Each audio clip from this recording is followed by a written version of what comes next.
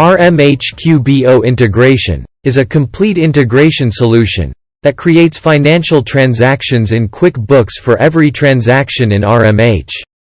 The x2x RMH QuickBooks can be used with RMH Single Store or with RMH Central. In this video, we will show you how you can set up the application. Click on Configuration to activate the configuration menu. Go to Database Settings. Enter the database server name. Check Use SQL Authentication. Expanding the drop-down menu, against the database option will list all the available databases.